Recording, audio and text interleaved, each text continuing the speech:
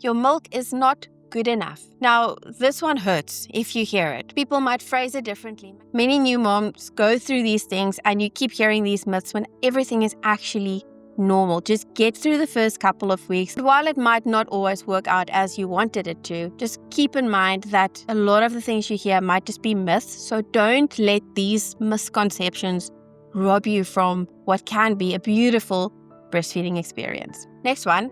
Pumping out indicates your supply. That is a myth to say that whatever you pump out, that is what your baby gets.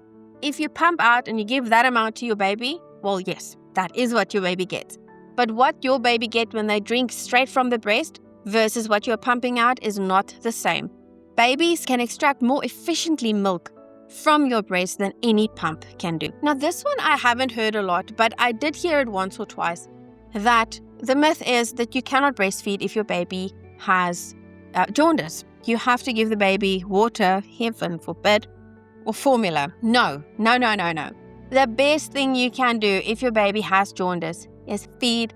The best thing you can do, I'm repeating myself because you need to know this, if your baby has jaundice, just, in the first couple of days after birth, is to feed your baby as much as possible. That is how babies get rid of jaundice.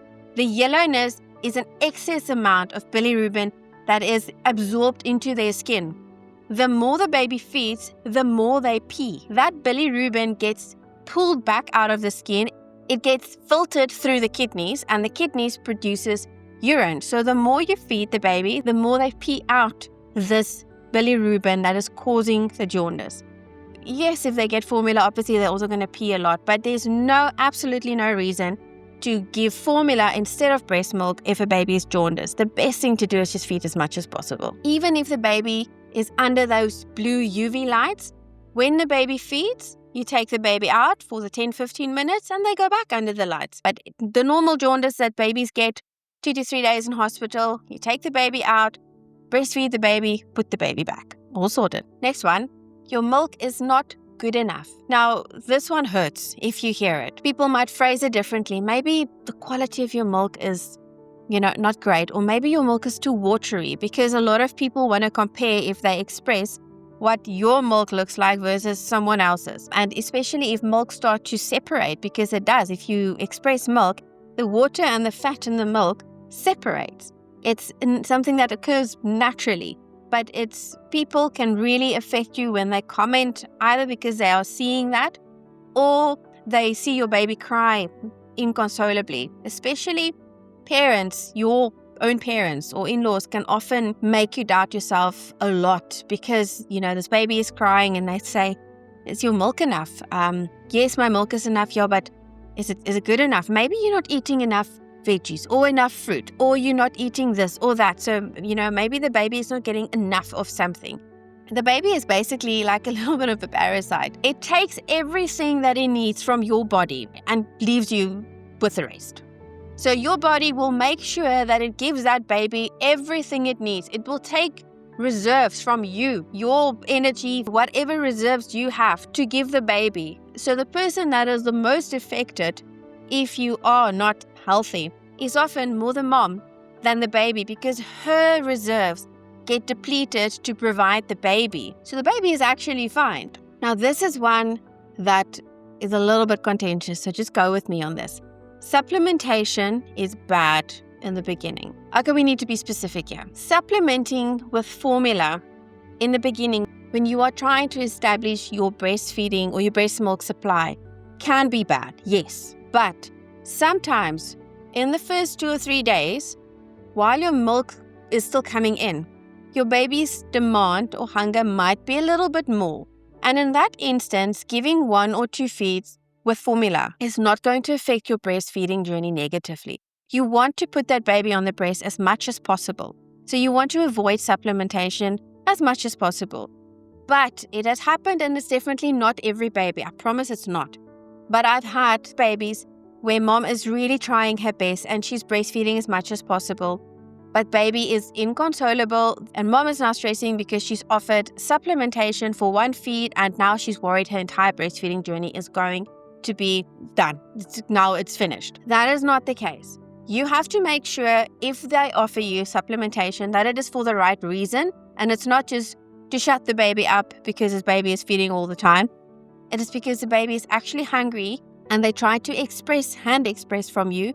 They couldn't get more milk, or your baby's blood sugar is very low, and that is actually something that's dangerous, and they need to give supplementation just to bring the blood sugar back up. Those are the exceptions when it's okay to give 1 or maybe 2 supplementation. What you shouldn't be doing is making this a regular thing. Like when you go home, you regularly supplement or top up the baby after a feed. If you start giving top-ups, it will definitely impact your milk supply, because a lot of the times babies feed for 10 minutes and then you will get the advice, no, but it's too short, give them a top-up. Instead of giving the baby a break, maybe offering the other breast, and the baby keeps demanding milk from the breast, so your breast keep making more milk to satisfy that demand. The moment you start topping up, you interfere with the demand and supply cycle of your milk production. Then this one I've also heard often, you can't breastfeed if you take certain medications. Now that is a myth and also not a myth, because there are definitely medications where you should not be breastfeeding if you are taking these medications, because it can impact the baby. But there are also a lot of breastfeeding friendly medications that you can take, depending on why you are needing medication. If you need medication, for instance, like antibiotics, in many instances, there are breastfeeding safe antibiotics, you can take those. But if it's some severe infection or a very specific sepsis or infection that needs to be treated with a certain antibiotic that is not breastfeeding friendly, you can continue to pump for each feed that you would have given this baby and dump it. It's horrible to do that, but pump and dump and give the baby formula in that time. It is not ideal, and there's almost always a workaround with medications that you need to take while you are breastfeeding. Even when it comes to pain medications, most pain medications would be breastfeeding friendly. Maybe you've had a C-section. They won't send you home with medication that is not breastfeeding friendly. And as I've mentioned right in the beginning, some birth controls might impact your milk supply. So baseline here is dermatologist, gynecologist, endocrinologist, whoever you are seeing, make sure you tell them that you are breastfeeding so that they can ensure to give you a medication that won't impact it, or if it has to be, that it impacts you and your breastfeeding for as little as possible.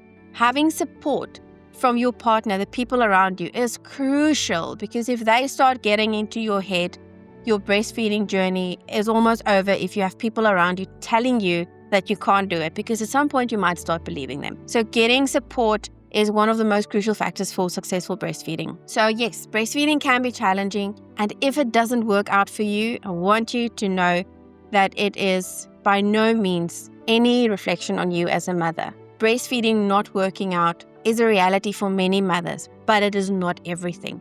There are so many different things that you can do and can experience that is also true to motherhood. Don't let one hurdle define you. If this video helped you to feel a little bit better about your breastfeeding journey, I'm sure you'll enjoy this one as well. Until next time.